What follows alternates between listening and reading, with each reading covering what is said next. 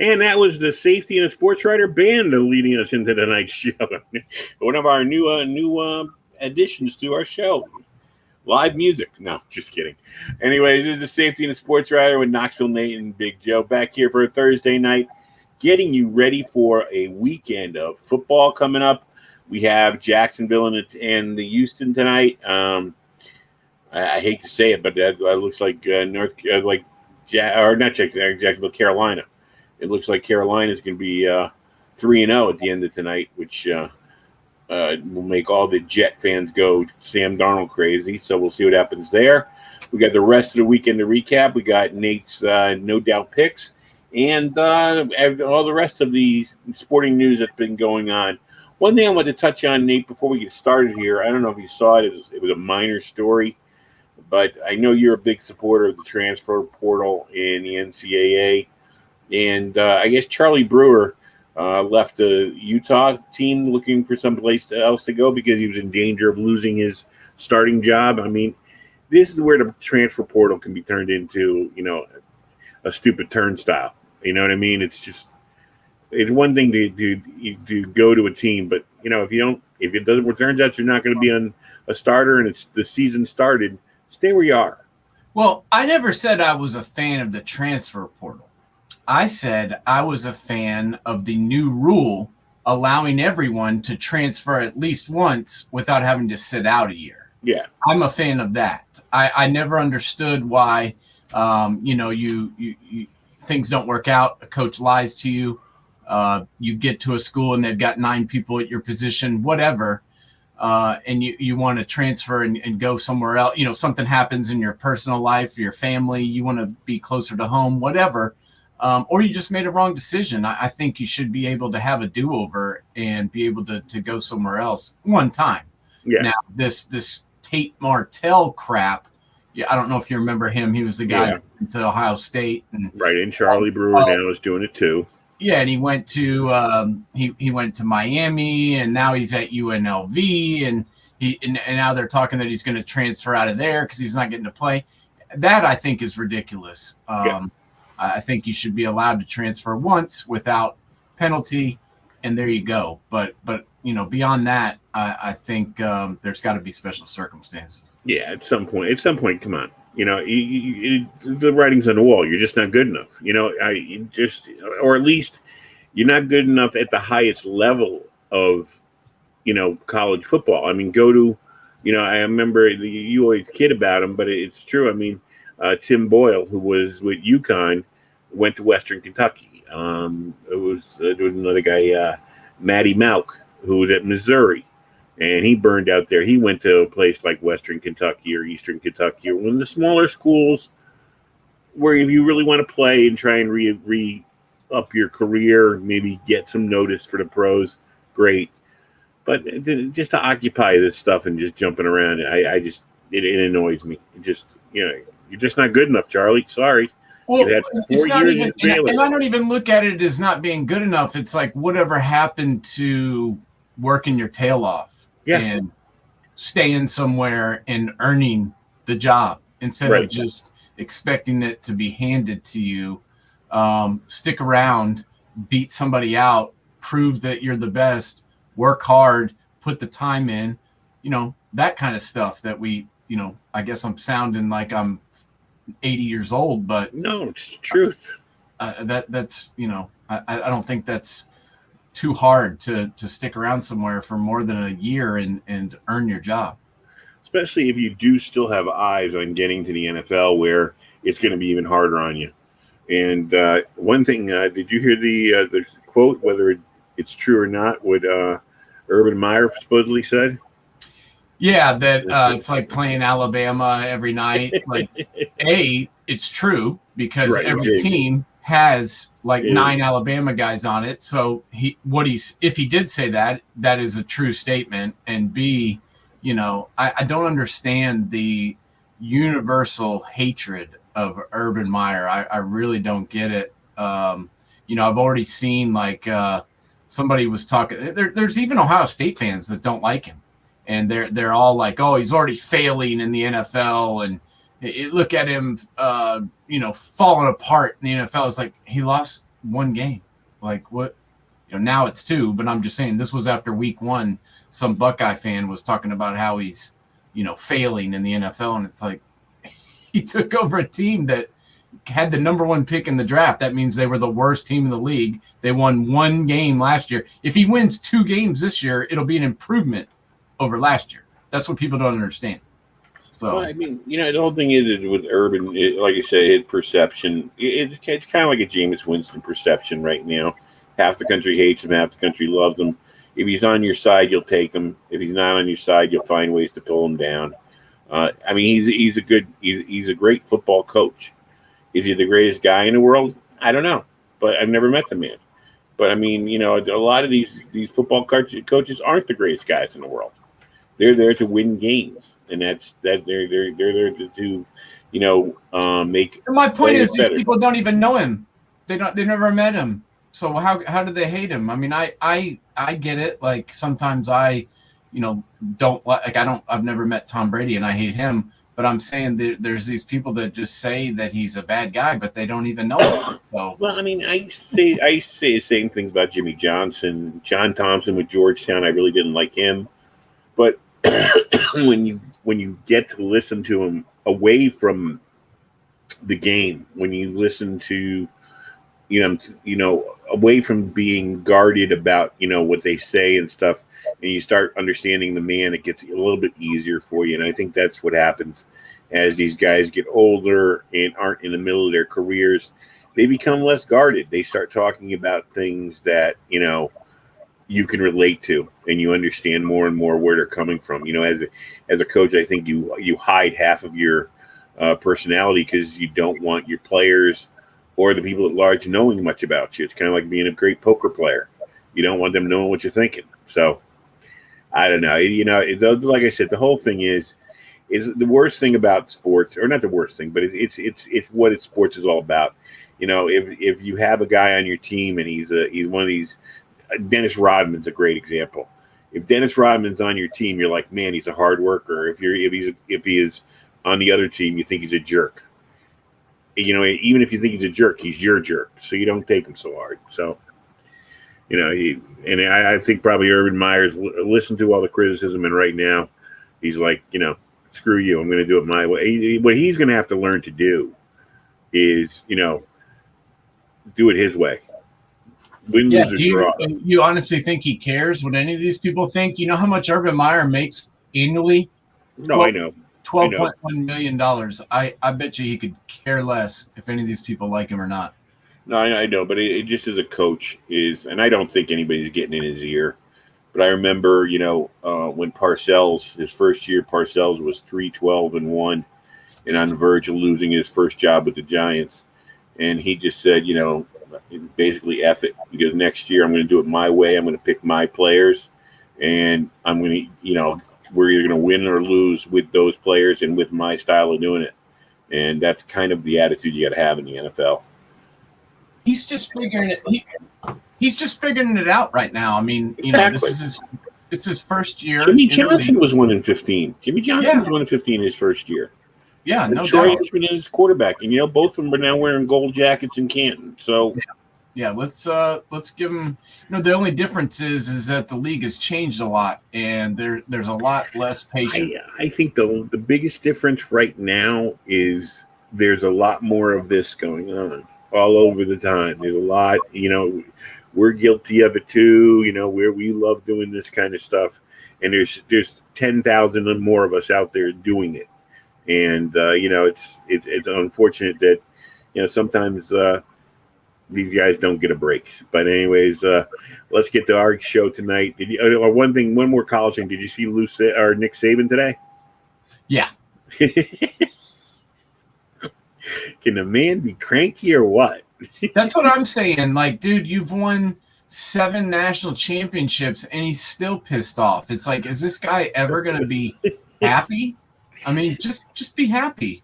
Oh God! I mean, that's where you need to get. You need to get. I don't know if there is a coach out there. I'm trying to think of a coach that got it, that knew how to. I know what I'm doing. I know more than you, but could do it in a way that was kind of humorous. I'm trying to think if I can think of one guy that didn't have like a chip on his shoulder, and somebody could just sit there and go, "Well, okay, you really think so? Okay, here's a whistle. Go out and find a team that'll let you coach it." Yeah, I mean, I liked the way, I know not everybody loved him, but I love the way that Pete Carroll. Pete Carroll's a good one. That's a good example. Pete Carroll understands how to do it. He was very confident, but he wasn't rude to people. He had a good sense of humor. He had fun doing what he did. But I just don't understand the just doom and gloom. He hates if anyone asks him a question. Saban gets so mad, and it's just like, dude, you're supposed to be having fun. Right, exactly. And I mean, I don't think it was an out of line question when they asked about how a guy's progressing. I mean, how many times are you going to say the team's undefeated? They're not near losing games, and what are you going to say? How you pick it apart? No, you're going to ask about specific players and say, how's he progressing? How's he doing? And all he has to say is he's doing well. He's getting better. We'll figure it out. He's figuring it out. Next question. Yeah. Whatever. Anyway, so we got let's talk a little bit about Green Bay and the Lions. The Lions played them tough for a half. Then Jared Goff fumble, and all of a sudden it's off to the races with the Packers. I was impressed by Jared Goff in the first half. I liked what they were doing with him. I think he definitely needs a stronger cast around him, but you can see he is a competent pro quarterback who can make the throws, make the reads. He's one of those guys who's going to be as good as the team around him. And I still, I talked about this last week. Got to give the guy credit for not crying, not complaining, just going to, the worst place in the NFL right now, and from going from a team that made the Super Bowl to a team that may make a Super Bowl in 20 years or 30 years or maybe never. I mean, I give this kid a lot of credit for his class. Yeah, and he actually played very well in the first half. The Lions were winning 17-14, and honestly, they probably should have been up by more than that. And the Packers' offense was still struggling, and people don't even realize Jared Goff was the leading rusher for the Detroit team as well. He had 4 carries for 46 yards. The turnovers were a little bit troubling. The fumble snap was a little ridiculous. That was bad. That was bad, but it was pouring down rain, and he's been on this team all of 2 games. So, I can understand it, I guess. The interception was bad also. But, who's the breakout player on this team? I mean, his best wide receiver is his tight end, TJ Hawkinson, and the rest of his wide receivers are garbage. Yeah. I feel really bad for him because, he had some good options there in Los Angeles with, Cooper Kupp and Robert Woods and Joshua Reynolds and what have you. This receiver group is just not helping him out. Yeah, I just, for his sake, I just hope it doesn't take the kind of beating that we've seen some quarterbacks take when they go to a city like that where the team doesn't exactly know what they're doing. And, they start taking the beatings that they shouldn't have to take. So hope for his sake. What about the Aaron Rodgers Packers? I mean, his narrative changes with the minute rather than the week. I mean, he's a great quarterback, but I mean, I tell you, he's hard to root for.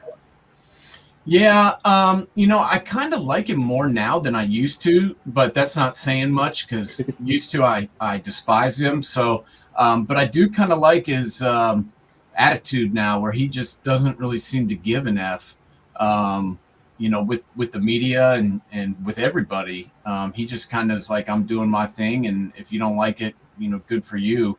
But let's be honest. I mean, the star of this game was Aaron Jones. Yes. The Detroit couldn't stop him running.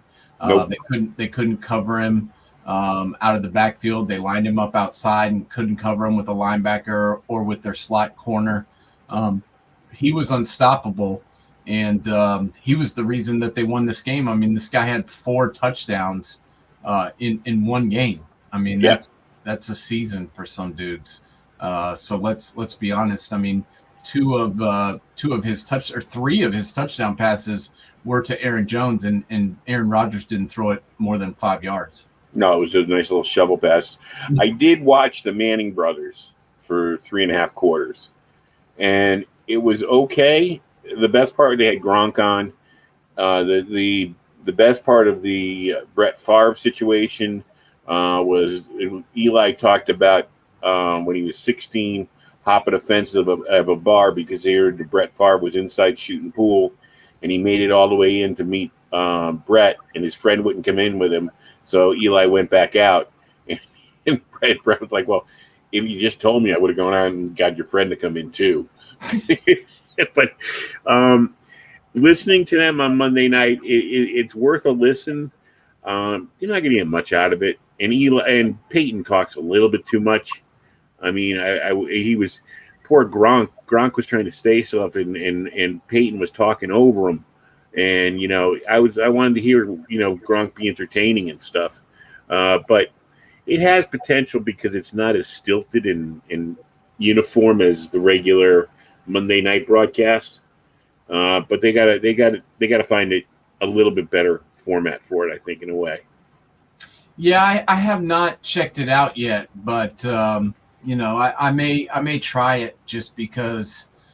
I don't know, the Louis Riddick and Brian Greasy and Steve Levy combo leaves a lot to be desired in my mind. I mean, I know that Greasy played in the NFL and so did Riddick, but I don't know. I just the combination of them and just the way that they come off, it kind of drives me nuts. I think 3 men are too much for a play-by-play booth. I think 2 is perfect. Yeah, you have the play-by-play guy, and you have the analyst, and it's been done that way for 50 years. Why they always have to come up with something different. Yeah, and there's not enough time for 3 guys to talk in between plays. I don't need to hear 2 guys provide the color commentary. I mean, there's one guy who does the play-by-play, and one guy, does the color, and that's plenty. I Pat Summerall and John Madden. They did it pretty well for a long time. They perfected it. It was simple. It was Pat Summerall told you what you saw, and John Madden told you why it happened. Yeah. That's all you needed. So, all right, let's get into tonight's game. We got Carolina against Houston. This is one of those games where, in a way, I'm hoping for a surprise, but I don't think I'm going to get it. But, I mean, you almost feel like going to Houston. Why are you even going? Why are you even playing?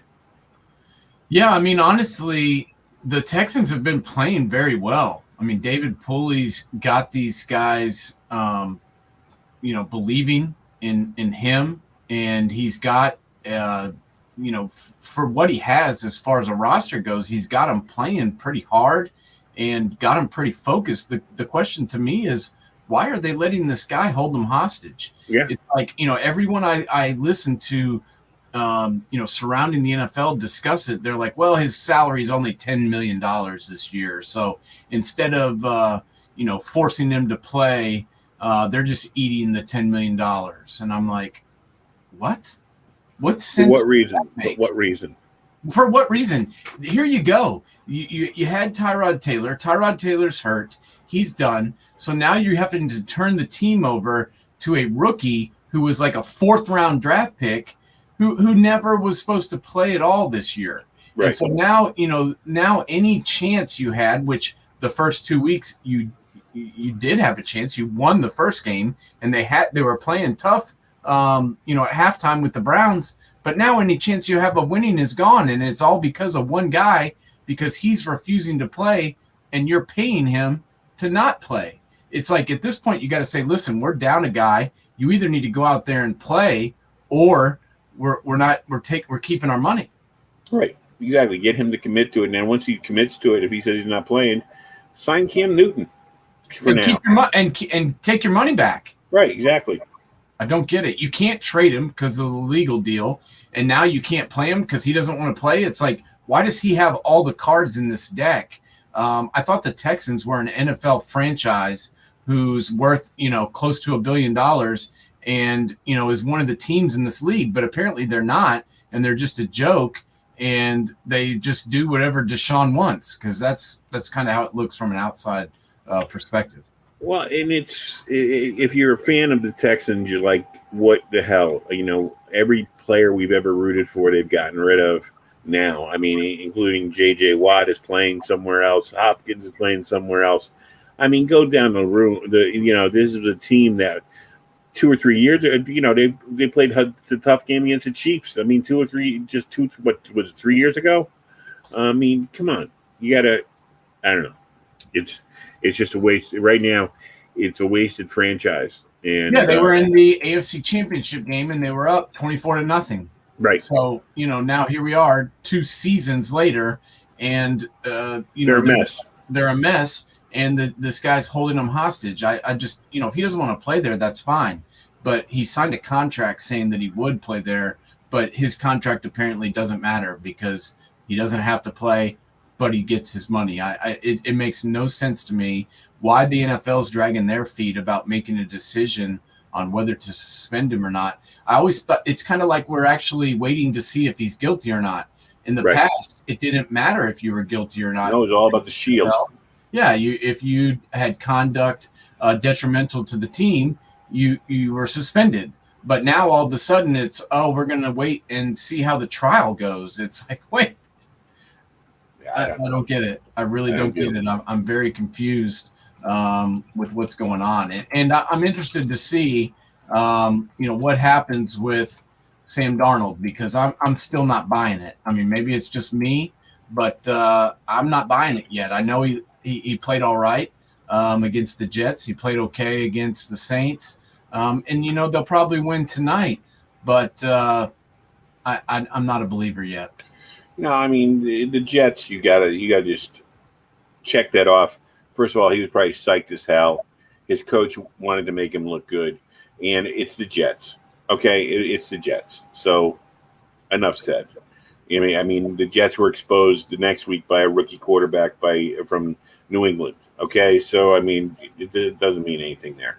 And tonight, I think it should get a mulligan for tonight too, because the fact of the matter is, if the Texans, unless something unforeseen happens, it should be an easy night from there. But the Saints was a good win. But, like you said, it was against a New Orleans team that had half their team on COVID or their coaching staff. So, 7 of their coaches were out due to COVID, and then a lot of their players weren't playing. I mean, Michael Thomas is still not out there.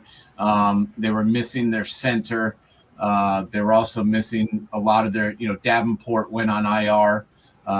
They were missing several guys on the defensive side of the football, not to mention, their entire coaching staff. So I just don't really look at that game as a true barometer of what the Saints are going to look like. And then now to start out the Sunday games, 1:00, we got the Bills and Washington. Bills bounced back in a big way last week. And Washington, a nice victory, against the Giants. They had to fight it out. You have a new Taylor Heineke's your new hero, and let's see what he can do against the Bills, though. Yeah, no, I'm he's not my hero. I've been pretty impressed with what he's done over his last 2 starts, considering he hasn't been the starter.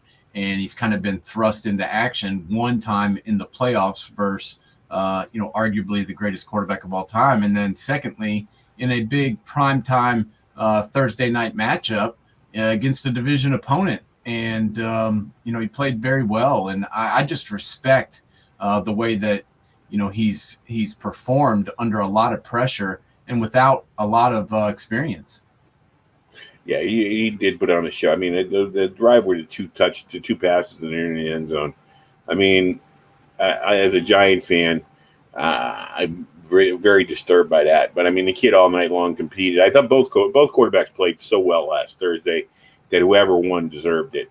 It's just in the end, The Giants left too much time on the clock, and they didn't put enough points on when they had the chance with the interception. So, right, and that's what I was saying as we discussed right after that game. I really liked the way that he did throw a bad interception. That was a ill-advised throw, and he was upset about it. The coach was upset about it, and he went over there, and the Giants elected to play it about as conservative as you could possibly play it, and essentially kicked a field goal on first down, so to speak. And then he goes back out there and leads them down to the victory and basically glosses over the mistake he made. And I think that says a lot about who he is as a player. That's what good quarterbacks do. Yeah, it's easier said than done. That's for sure. Chicago and Cleveland. This game intrigues me. Cleveland has not yet played their A game. They're 1-1, and of course we got Justin Fields starting for Chicago. We know that Chicago has a real good defense, and what will be the Justin Fields factor? This game could be at the worst time for Cleveland, because this could have been with Andy Dalton in there. This could have been a place where Cleveland gets itself right. You know what I mean? Wins by 20, wins by double digits. I don't think they're going to win by double digits here. No, I mean, which tape are they going to watch to prepare for Justin Fields? He's never started a game. He hasn't really played. So I think that kind of gives the Bears a slight advantage. And luckily for the Bears, Andy Dalton got hurt because, Coach Nagy wasn't going to pull the trigger on this.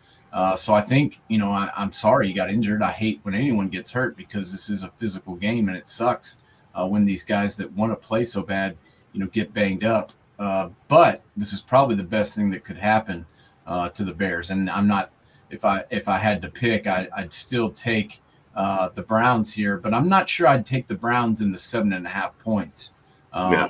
I think I would definitely take the Bears if I was using my cash at the sports book. Then quickly, I'll let you take this whole one. I mean, poor Detroit. Short week, Baltimore. Yeah. I mean, it just the hits just keep on coming, buddy. It's there's a reason why there's a new coach up there every year, and why those fans, they get real drunk before those games up in D-Town, because it just it's like it never ends. They finally put a good first half together, and then the second half is just a myriad of disaster. And then they finally the clock finally ends, and what happens? They get to face Lamar Jackson, who I think is playing just as well as he ever has. Oh yeah. I mean, if you factor in the facts of the matter, which is three of his first three running backs have all gone down with injury, and Rashad Bateman hasn't even played yet, who was their first pick in the draft. It's amazing what that offense has done and what Lamar has done so far. Right now, Lamar is right up at the top of the MVP run. I mean, it's going to be, I'd say right now he's one of the top 3 MVP candidates, and he might be the top candidate right now after 2 weeks if he keeps playing at this level for this team. Like as you said, with all the pieces that are missing, there are not too many players that have ever played at that level before, or ever can play at that level. So. Yeah, and I think this should be a cruise control win for them easily. We'll go into your next one down in your neck of the woods, Tennessee. You got Indianapolis, a wounded team coming in 0-2. Tennessee, very impressive last week with that on-the-road win in Seattle. Anytime you win in Seattle, that's a great statement game. I think Tennessee should have their way this week. What do you think? Yeah, I'm taking the Titans in this one. I think I liked what I saw in the second half out of Ryan Tannehill. He started to get rid of the ball a little bit quicker. That was his problem in week 1. First off, he didn't have much time. And secondly, even when he did have a little bit of time, he hung on to the ball too long. But he got going in the second half against Seattle. And also Julio Jones got going. And that's huge, because if they can get Julio going, that just opens up a whole nother dimension. And the other thing is they need to get A.J. Brown going. I don't know if you watched the entirety of the Titans and the Seahawks game, but A.J. Brown had about 3 drops, and one of them was for a damn touchdown. He had his guy beat. Tannehill pulled the trigger. He could not have thrown it any better. It hit A.J. Brown in the hands, and he just forgot to catch the football. So, he's a great player. He's a really talented dude. I think it was just a lack of focus. But if he can get going, and if Julio can play like he played in the second half, the Titans can get that offense rolling, and they'll cover up some of their deficiencies on defense with that offensive production. All right, now we got another interesting game. I tell you, I love what the NFL has done so far with the schedule. A lot of intriguing matchups over the first 3 weeks. And, I mean, Chargers, an up-and-coming team against the established power of their division already. Chargers, Chiefs, I'm going to let you run with this one. Both 1-1. Yeah, I'm taking the Chiefs in this one just because I like Andy Reid. If you go back and look through time at his record coming off of a loss, it's pretty amazing. I actually had the numbers in front of me, and for some reason now I can't find them, but he usually figures it out, and it maybe just has a little bit of an extra focus after a loss like that. But it wasn't like the Chiefs played a bad game against the Ravens. It just Lamar was unstoppable and was doing things that no other player on earth can really do. And although I like Justin Herbert and he's a really good young player, I do not think the talent level of the Chargers stacks up with the Chiefs. And I'm expecting the Chiefs to bounce back in this one. Do I think they'll cover? I don't know about that. It's a 7-point spread, and I'm thinking it's going to be more of like a 5-point ball game. Do you think Justin Herbert's in a bad spot right now? And what I mean by that is we all were impressed how fast he came out of the gate last year. And, I mean, he definitely is a talented quarterback who's going to be around for a while. But are the expectations too high right now for what he's been through so far and how the team around him has developed, especially with a new coach? Is there too much being expected of him at this point? Yeah, I mean, I do think there's a lot on his plate, and what I mean by that is he's expected to play, better than he did last year. And the problem with that is everyone has tape on him now, and they're able to see what things he can do well and what things he struggles at, which there isn't much. But if there is stuff, they can find it, and you saw that last week in the Dallas game. He was pressing a little bit, and he finished with 2 interceptions, and there wasn't much of a ground game to speak of. Austin Eckler had like 50 yards rushing, and that's problematic. I mean, they need balance, I think, to help Justin out, and there wasn't much balance last week. It was kind of him throwing the ball, and that was their only hope. So I'm taking the Chiefs in this one for that fact. And another good 1:00 matchup, we got New Orleans going up to New England. Now, this is going to be another real intriguing matchup, focusing on the quarterbacks, because that everybody's going to be trying to figure out what Belichick's going to pull out of his bag of tricks to go against Jameis and try and make him into mistake Jameis. And then you got Mac Jones, who is going up against a good New Orleans defense. It's up in New England. What's your thinking about this game? I have no idea. I really don't know. I mean, you don't really know what you're going to get right now with Jameis in the first 2 games. First game, he couldn't have played any better, and the second game, it didn't look good. But I expect him to bounce back here. I really do. I know that the New England has a good defense. I know that Bill Belichick will obviously have a good game plan for him. But this is a guy that's thrown for 5,000 yards in this league before. So I expect him to bounce back. The question is, who's going to win this game? That's what I'm kind of confused about, because who's going to be available. Are the Saints going to have some of these guys back? Are they going to have their coaching staff in its entirety? That it remains to be seen. And because of that, I'm going to go with the Patriots. All right, I can see that too. Plus, New England at home is. That's. I would love to. I would love. I don't know the numbers, but I can tell you, Belichick's numbers up there have got to be astronomical. Then we go back to my team, the Giants. They got Atlanta coming in. This is the worst thing about this game for me as a Giant fan is there is a lot of this is a no excuse game for the Giants. Atlanta, even though they still have Matty Ryan, who's a good quarterback, and it's still professionals they're playing. It's Eli's day. They're coming off a game where they could have won against Washington. They've got to show me something today at this game. I don't care about winning by 10 or winning by 15, but make a strong effort and don't take it down. You got the game with 7 minutes left in the game. Yeah, are they doing something for Eli? Is this? Yeah, they're retiring his number at halftime. Are they? Okay, I didn't know if that was this game or next game.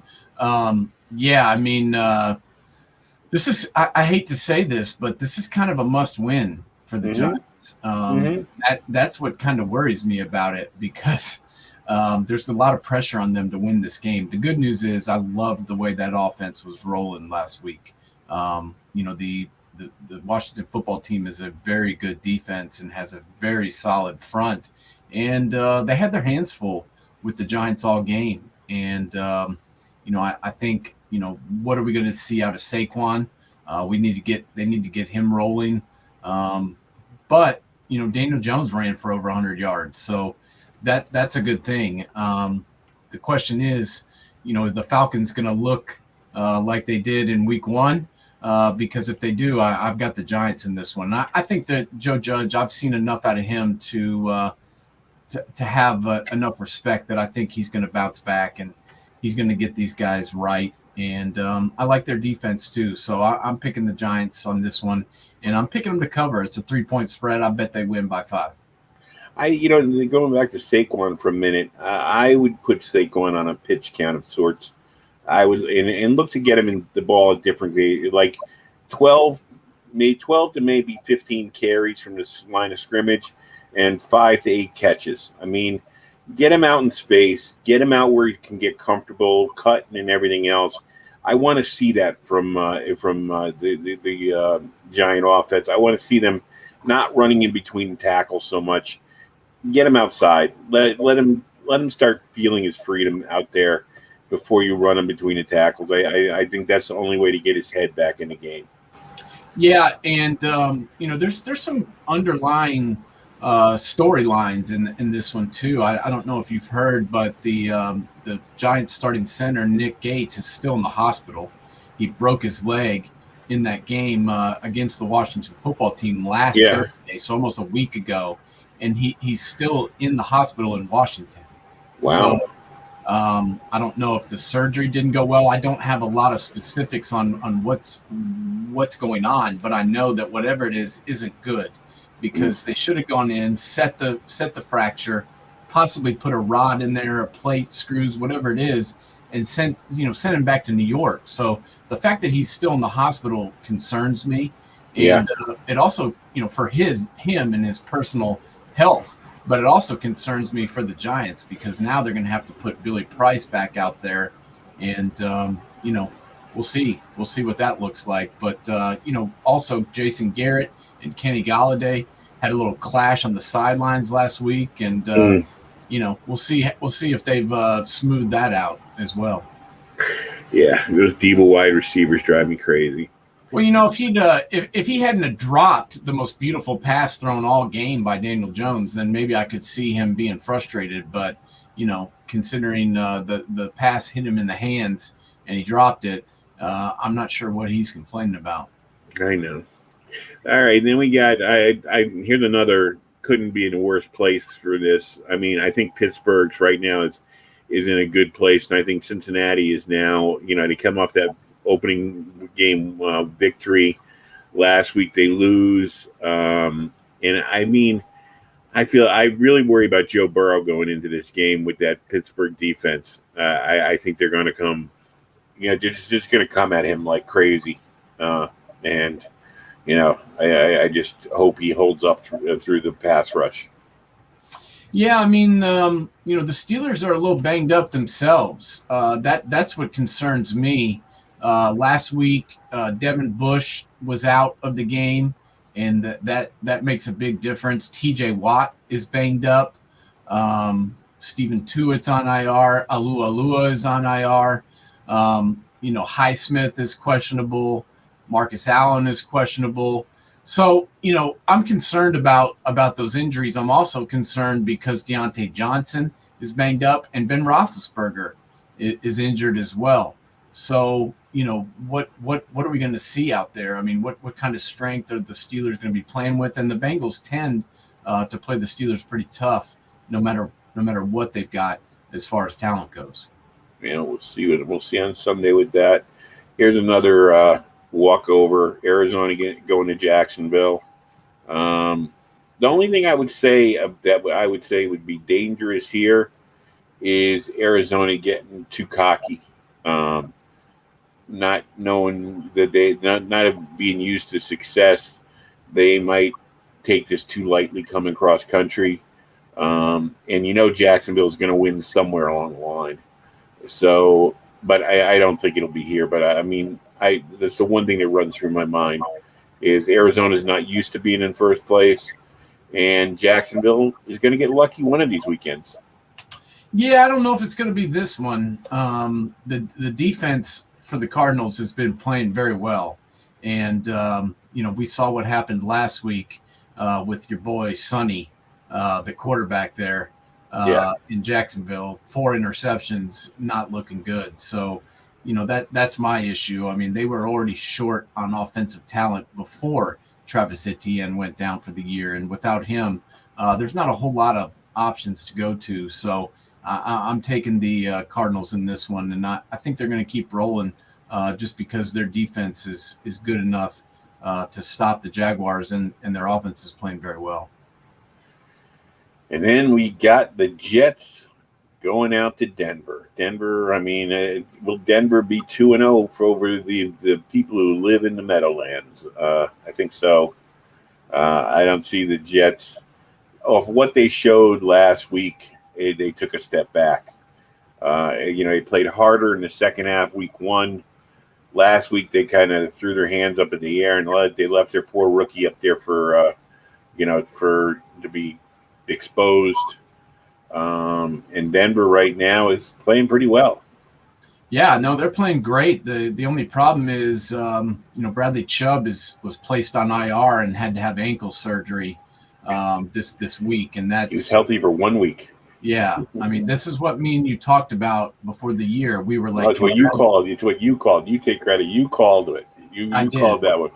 I said that can Bradley Chubb and Von Miller get back to where they were. I said that's when this team was really rolling, was when those two guys were kind of feeding off each other, because you can't roll protections to one side or the other when you've got two ferocious pass rushers like that. Well, bam, week 3, we're already down one of them. So, that I think they can survive against the Jets, but moving forward, it's going to be difficult. And then we got Miami going out to Vegas. Any word on Tua? Have you heard? Is that Rivers? Yeah, he's out. Okay, he's done. He's got at least 1, possibly 2 fractured ribs. Jacoby Brissett has been named the starter, and this is the knock on Tua. I mean, he's a great player. He's a very talented quarterback, but he's had some injury problems, and now you got Jacoby Brissett out there. This offense wasn't real dynamic to begin with, and you substitute Tua with Jacoby. And although I like Jacoby Brissett, I don't really like him as a starter. I kind of like him over there helping with the clipboard. Well, yeah, but he has shown in certain situations, when he was with the Pats for a week, he can come in and do it. And when he first got to Indianapolis, I mean, he got off to a strong start there, and then got exposed as more people got tape on him, figured out what he could and couldn't do. You know, it fell aside. So maybe for 1 week, but I don't think this is the week. Right now, I think Yeah, the Raiders. you taking the Dolphins in this one? No. But I'm just saying that he's what you always talk about as a backup quarterback, somebody that can get you a win or two, or at least keep you competitive at a certain point. But no, right now the Raiders are playing confident. I mean, I was not impressed. I'm totally turned on my opinion on the Raiders. I think Gruden is starting to learn how to coach again, it seems. And right now, you thought they were going to be better, and right now I think this is kind of a game they should win pretty handily.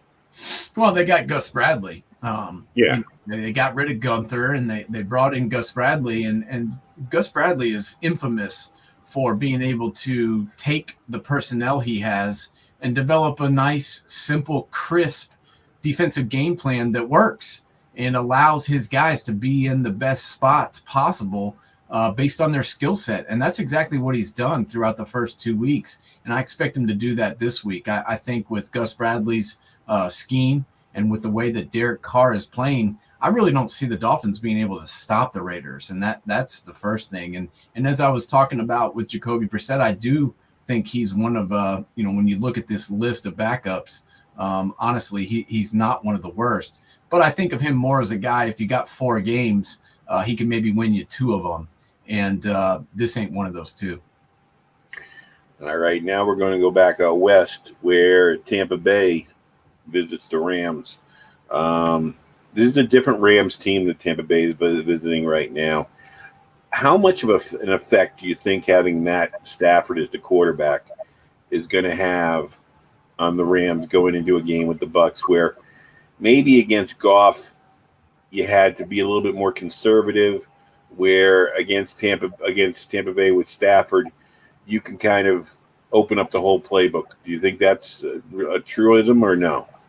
No, I do. This is why you got him. This is why they went out and made this trade. This is why they dumped their draft picks onto the Lions, because they wanted somebody that could win these types of games. And the only way that you're beating Tampa Bay is by being able to throw it deep and to exploit the secondary. I like Tampa's secondary, but at times, if you go back and watch that Cowboys game in week 1, at times Dak, was able to move the ball on them, and the Cowboys, threw it with pretty good consistency throughout that ball game. And I think that's the Rams' only hope here, is to beat up that secondary a little bit and use Matthew's arm to beat him. So that's why they got him. That's why he's here.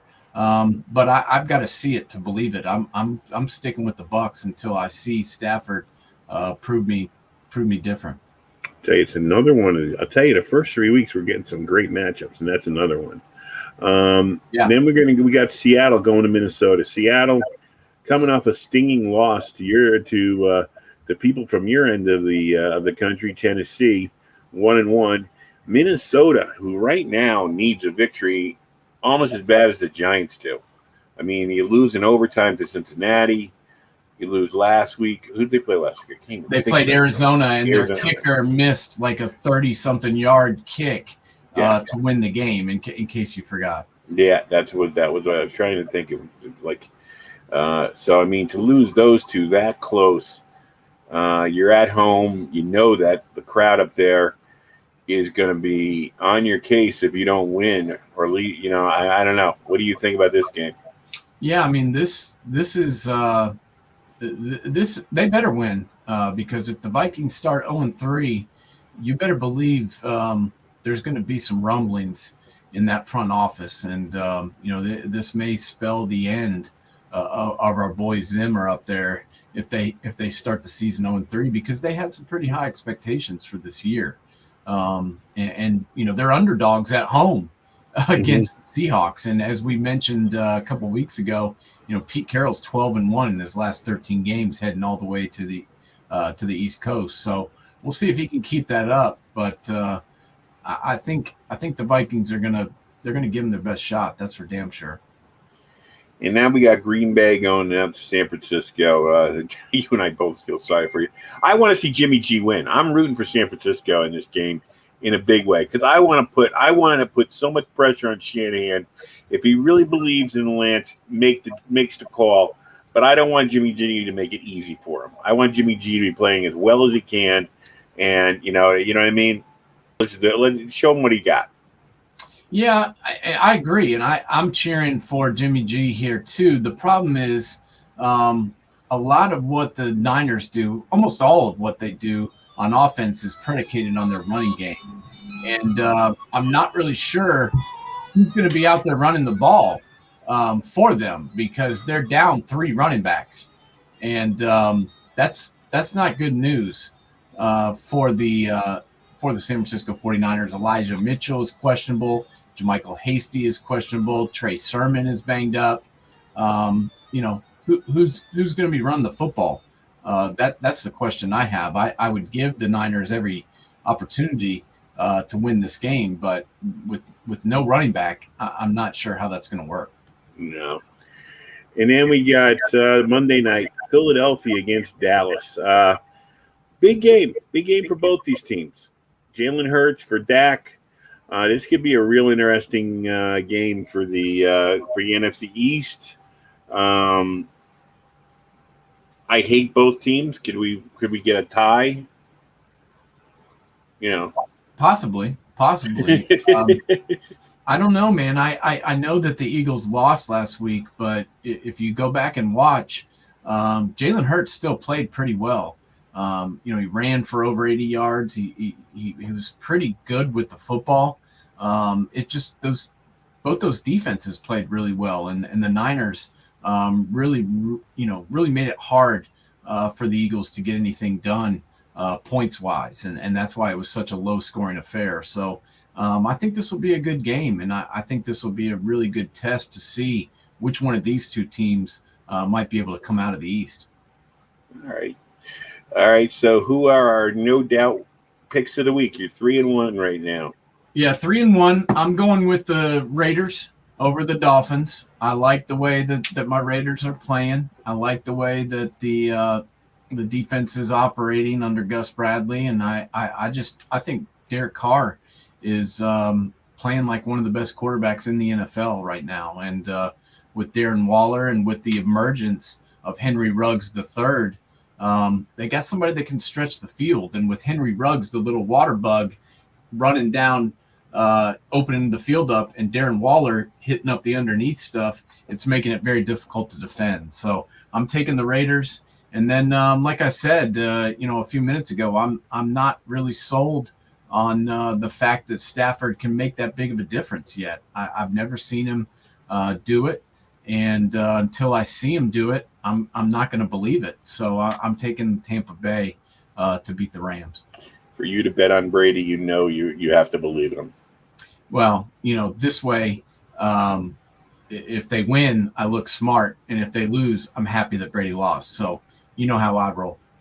All right. So people, just so you know, this afternoon, and we have a Facebook page for mine, which is called Hanging with the Ivies. It's about the Ivy League in Northeast football. I interviewed Sacred Heart coach Mark Nofree, who's taking the Sacred Heart Pioneers from right around the corner from where I live in Norwalk, Connecticut. He's going from Fairfield, Connecticut, to go up and take on the Big Green of Dartmouth this weekend.